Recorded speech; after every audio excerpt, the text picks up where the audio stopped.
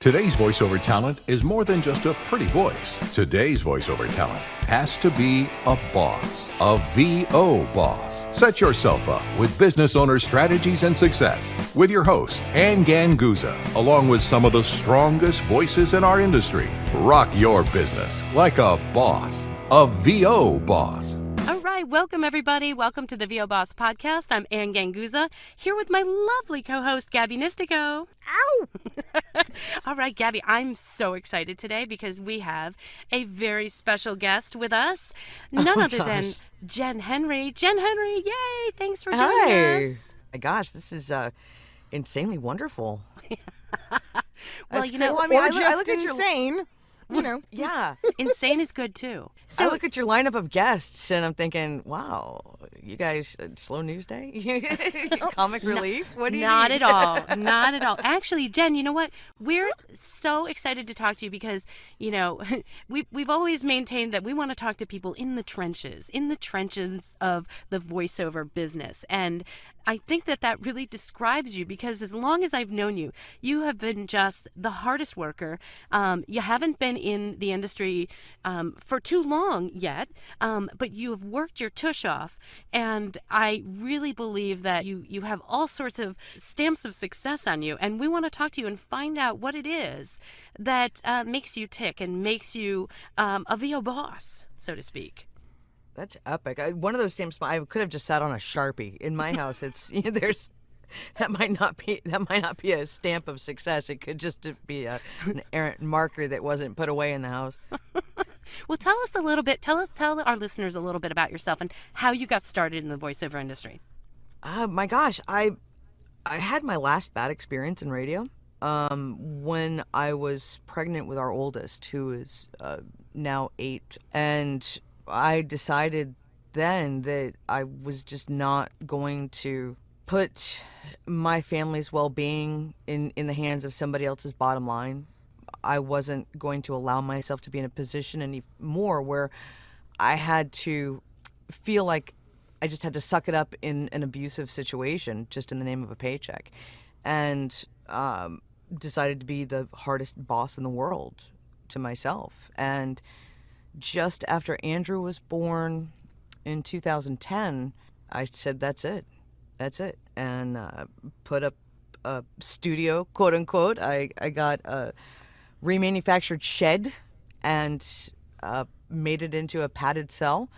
And one of my mentors and longtime friends in radio in Fort Myers sold me a rig. I really started off with a leg up, with some knowledge of the science of acoustics and knowing how to create an appropriate space, and with killer gear that is certainly more than I needed at the time, but it allowed me to produce quality audio and sort of put me ahead of the game, because I think a lot of people who start out struggle with shortcomings either with knowledge or substandard gear, and as talented as they are, maybe it's hard for them to be heard because people don't want to hear crummy audio. So I had a lot of advantages there, and the rest of it was elbow grease, really. I worked when the kids were asleep, which wasn't often, or reasonable periods of time. I started off with, I had $10, and I went to Elance, and really built it from there. I mean, it didn't start pretty. well, you already kind of jumped right in talking about something that I'm always in awe of, which is the working voiceover moms who balance their home and their kids and their work and their husbands and their households. And how in the heck do you do all that? Sometimes I don't do all of it. I mean, we really, when it comes to social media, we never post the B-sides. We just post the greatest hits. And I try to be balanced with that, so it doesn't appear that I really have things more together than I do. I try to keep it reality based, but boy, in the beginning, it was rough because I didn't have any childcare. I didn't have any help. We had moved here from Florida, and it snuck out. We moved here from Florida, and.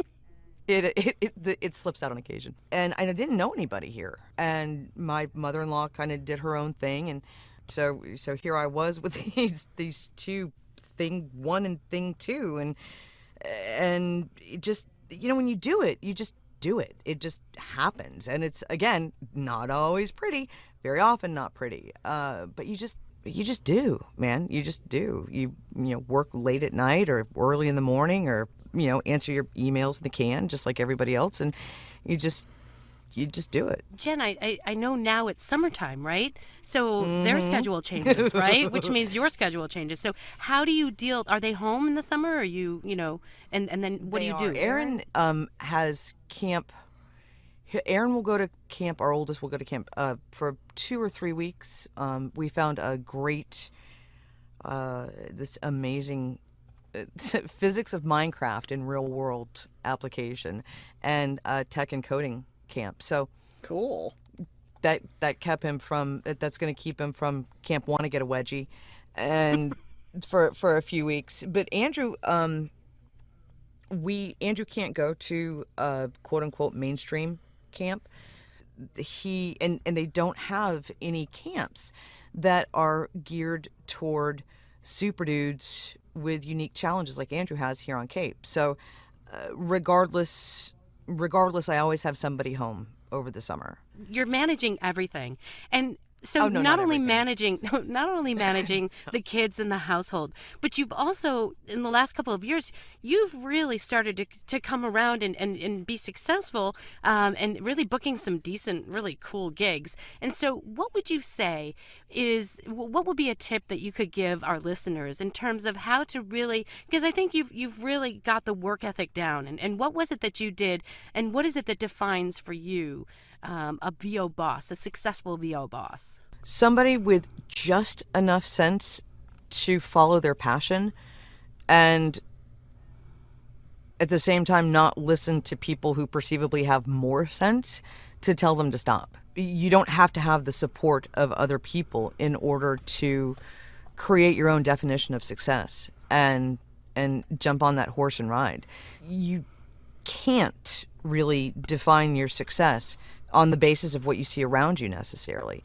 Because while, I am really blessed for some awesome opportunities to do some cool stuff here and there, it's not where I make my living. I mean, I make my living $250, $450 at a time, whether it's an explainer video or an e-learning, or I've picked up a client to do their phone system and then realized that they were thinking about a digital media campaign and parlay that and shove all that under the same roof. And so you can't define yourself successful or unsuccessful by what you see in other people. Set your own goals, understand what you need and want to do to feel good about what you're doing, and don't plan on quitting your day job in 6 months necessarily. If you can, that's fantastic. Just to thine own self be true, and don't compare yourself to other people's success. Well, Jenn, you and I cut from a similar cloth in that we both kind of attribute the start of our voiceover career to the death of our radio careers. And having wanted to, as you put it earlier, not have your future and your family's future be at the hands of, a corporate entity.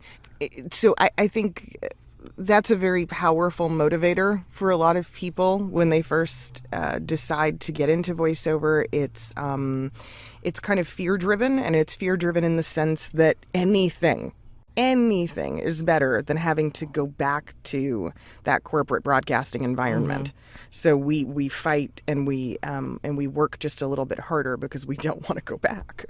Right. Right. But with that being said, when you first got started, what are some of the things that maybe you wish you had known about the business of voiceover that you now know that might have made an early impact?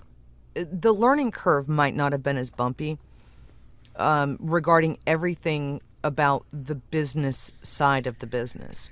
I knew nothing of rates, and certainly coming out of radio and radio production and on-air work and radio, the concept of what we as freelance voiceovers should be paid versus what you working in radio and creating these spots from the ground up, it was a little shattering when I became introduced to Voice 123, when I started to become integrated in the community and have a better understanding of what we do, industry standards, and the education of the industry. And because I had no knowledge of I knew how to talk into a microphone, for better or worse. I knew how to produce a spot and make myself not sound like I suck, but I had zero concept of the industry itself. And if I were to go back and have if I had known then what I know now, I think that would make a difference in terms of finding the resources that I needed more immediately and applying those. And not necessarily the marketing and stuff, what things should cost, largely. The reverse of that is not knowing any of those things.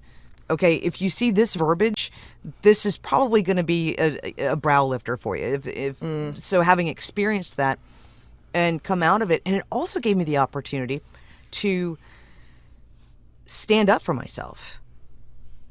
If I had known what our craft was worth and our value as voiceovers to our clients at the time, I would probably have not walked away from clients and fired clients.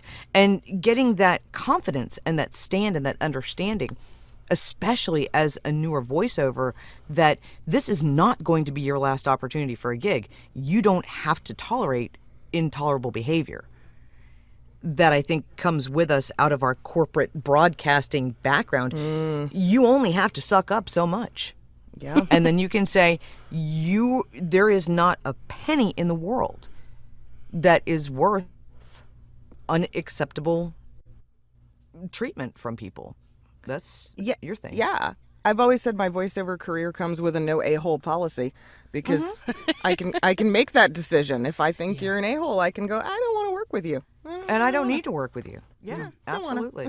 And I think that's such a wonderful point that you brought up, and really being an entrepreneur, being your own boss, you don't have to stand for that, just as you don't have to stand for rates that are not fair. And I think that newer talent can really, take your comments to heart in understanding that no, they don't have to go for a low rate. You are your own boss, and you are defining your business. And I just love that you said that, Jen. That's fantastic. Oh, thank you. I remember the trepidation. I remember the thought of this is the only opportunity I'm ever going to have a freelance voiceover job. So I've got to take whatever they're offering, because Lord knows there's not going to be another one ever. And just I need that. I need this so desperately. And rest assured, without airing the laundry, so to speak, at the time that I started, we really needed that $50 for the outgoing phone message, or whatever the case was, and I did plenty of those while I was learning which end of the mic to address, so to speak, as not in radio. And by the same token, I'm grateful for that experience and those elements of the learning, but it would be very awesome to not have to have done that too. Well, I think now, too, it's become like a real topic, these past few years in terms of rates and fair rates. And I think it's all due in our community, which I'm really appreciative of and grateful for, that our community is taking steps to actually try to educate each other regarding, pricing and rates and educating us on how empowered we can be. And making things transparent. Yeah. Yeah. And making things transparent is also very important, too. I was not part of the community at the time that I started getting my feet wet and didn't know what I didn't know at the time. And it's unfortunate that sometimes I see people post somebody who's brand new and they book their first gig, and it's a low payer. And people judge them and jump on them. And I'm like, hey, cut it out. If you can't remember your first gig, then you maybe think harder. If you walked out of the gate and booked a national your first time, then bully for you. Not everybody does. So, we all pay our dues, and we all have that learning curve. And until we know what we don't know, be nice to each other. Yeah. Always be nice to each other. Jenn, how can our folks get in touch with you, learn more about you, stalk you on social media, all that good stuff? It's great. I love being stalked on social. I have so many I love people. I love humans in general. So please stalk me at my Jenn Henry Facebook. If you go to Jenn Henry Creatives, you're going to find pretty much a dormant attempt at a business Facebook. It didn't work because I just work with all my buddies. So it's just Jenn with 2 N's, Henry, and you'll probably see a picture of a unicorn icon, whatever the hell ends up on it for that week. Also, Jenn at JennHenryCreatives.com. Fantastic. Jenn, thank you so much for taking time out of your busy day, which I know you're super busy, to talk with us and our listeners. I love you guys so much. I'm so grateful and so flattered that you had me on, and I'm amazed that it's still quiet upstairs. It's a little creepy, but I'm amazed nonetheless. Well, I'd like to give a big thanks to our sponsor, IPDTL. So for those of you that have been listening, you can hear our quality connection. You too can record like a boss, and you can find out more at IPDTL.com. We love you too, Jenn, and you can subscribe to us on iTunes and on Stitcher, and please go to our website, VOBoss.com, where you can find out all kinds of exclusive things about us, get your hands on some VO.Boss swag, and exclusive offers and events and things that we have coming up. Yeah, so sign up for our mailer, guys. We got some cool stuff coming up for you. And also like us on Facebook at VO.Boss Podcast and Twitter at VO_Boss. And guys, have a kick butt week. Join us next week for another edition of B.O.S. with your hosts, Ann Ganguzza and Gabby Nisterko. All rights reserved. Ann Ganguzza voice talent in association with 3 Moon Media. Redistribution with permission. Coast to coast connectivity via IPDTL.